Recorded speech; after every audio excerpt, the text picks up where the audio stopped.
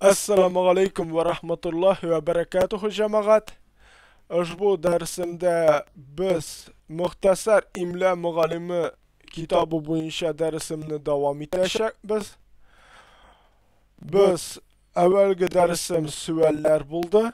Men suallarni boshlanishida o'qidim, sizning uchun yozdim. Hozir bu dersimde biz bu suallarga sizning javoblaringizni tekshirashyapman. Ham men durust javoblarni berashyapman. Siz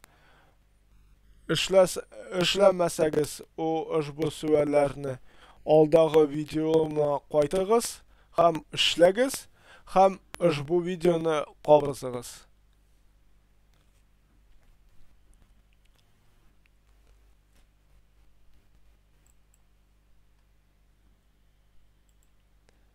Boshlab jibardik. Birinchi savol bo'ldi bizning. Qo'l degan so'zni nechik yozarsiz? Qo'l degan so'zni nechik yozarsiz? Qo'l degan so'zni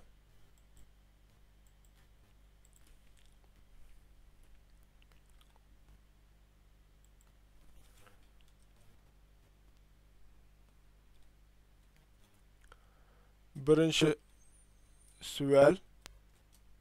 Qo'l degan so'zni men qalin qof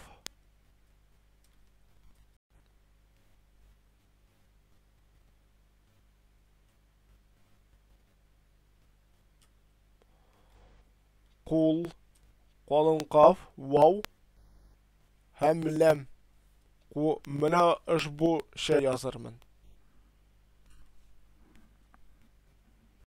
Qo'l degan so'zni tekshirigiz. Siz shuni yozdingizmi qo'l so'zin? Qof bilan lam orasına ne için vav yazdınız? Vav yazdınız. Qof hem lam birla arasına men vav yazdım. Çünkü bu sözde uzun vav harfi işitilir. Şuna göre vav yazdım. Hem vav her şak sözde yazıla, kıska bulmasa.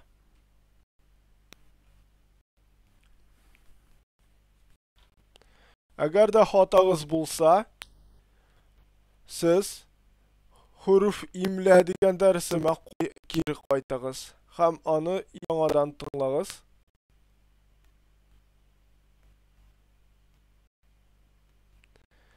Huruf imla bizim huruf imla harflerine vav harfi kire. Vav harfi kire. Üçüncü sırav ul vavga nechik deyip aytalar. Nechik deyip aytalar.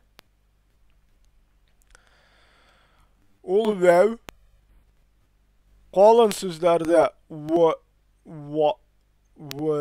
u deb aytalar. Nishka so'zlarda u deb aytalar. Bu qo'l so'zimda ul u deb aytalar. Dörtінші sırav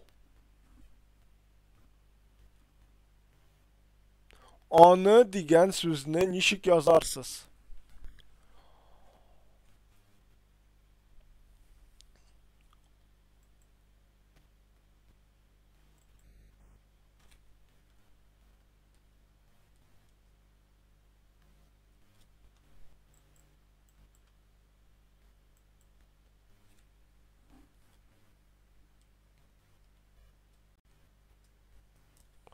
Anı degan so'zni men ne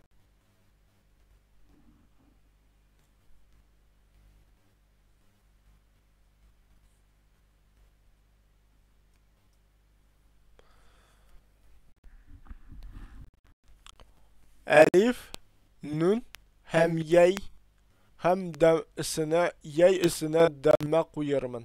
Şunu yazarman.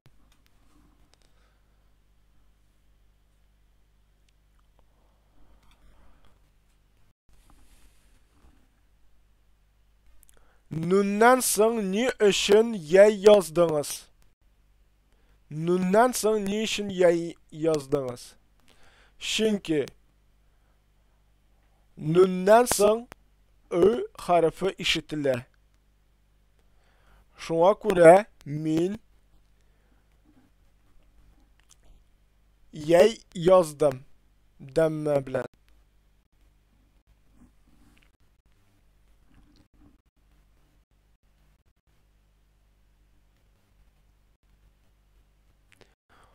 Ул ягә ничек диеп әйтелә? Ул ягә ничек диеп әйтелә? Ул яй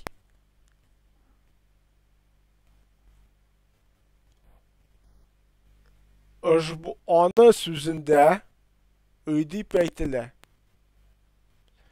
Әмма ул өй дип әйтелә.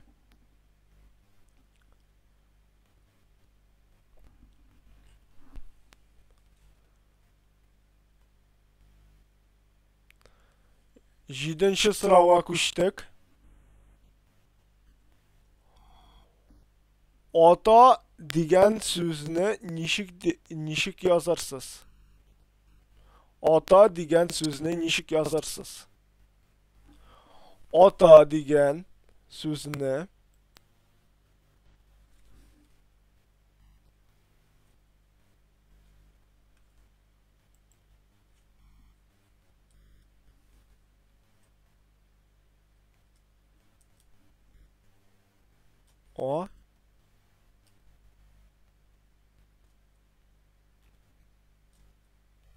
Ата дигән сүзне мин әлиф белән һәм тә хәрфе белән язырмын.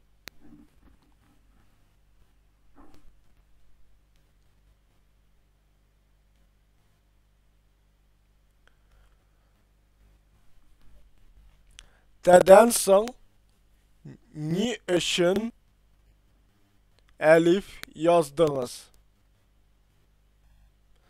Тәдән соң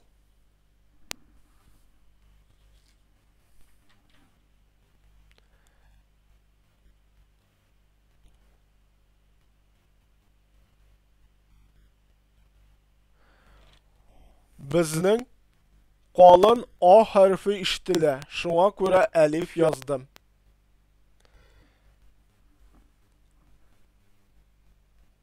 Ул әлифкә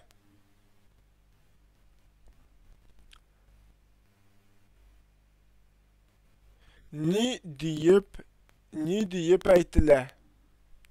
Ул әлиф калын А хәрфе дип әйтелә.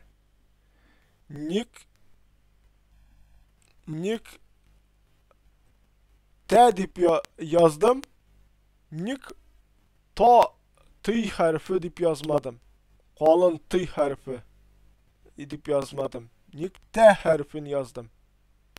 Чөнки без ул кагыйдәне үтмәгән. Әмма бар шундый кагыйдә. Мәсәлән, калын сүздә тыдан соң А ишетелсә, без нечкә тә хәрфен язабыз.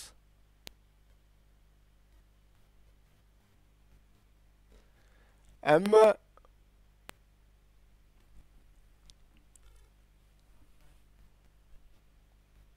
хәрфе ишетелсә, тәдән соң без хәйи рәсмине язабыз. 10-нчы сорау.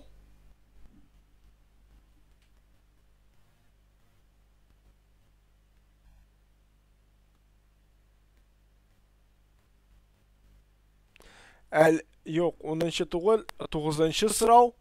Ул әлифкә ни диеп әйтәләр? Ул әлифкә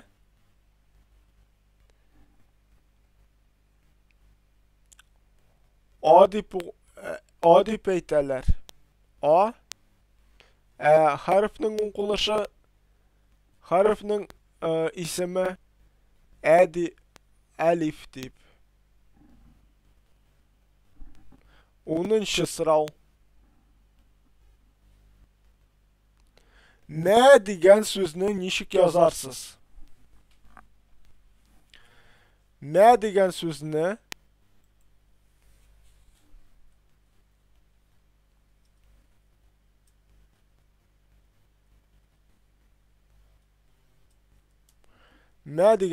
мин мим һәм һәйи рәсми язармын.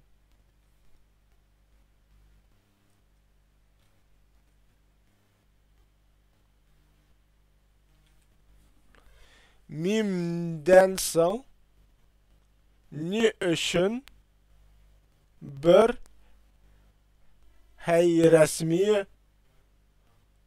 куйдыңыз? Монда хата җибәрелгән. Allah.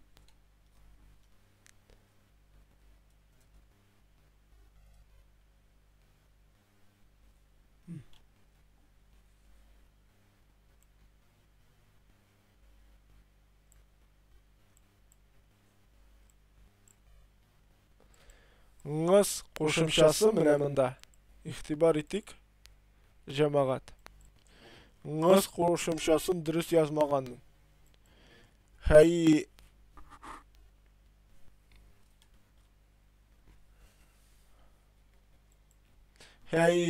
ңыз кушымчасы сузыксыз языла. Мимнән соң ни өчен бер һәйи рәсми яздыңыз? Чөнки хуруф имла кагыйдәсе буенча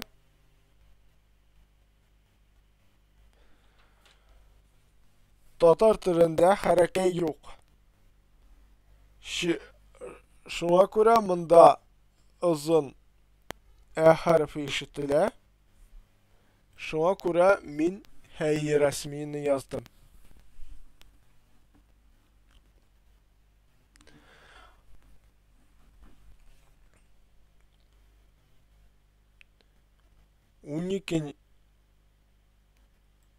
Он беренче сорау.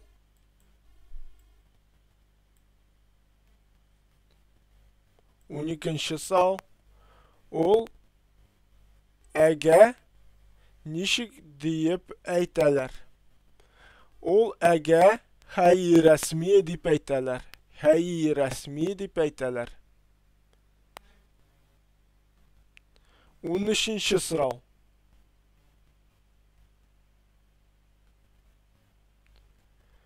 Бу менә бу хәрефнең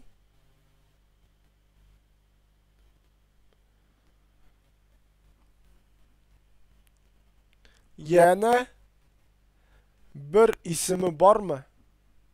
Ничек? Ошбу хәрефнең исеме һәйи рәсми. Ошбу хәрефнең исеме һәйи рәсми.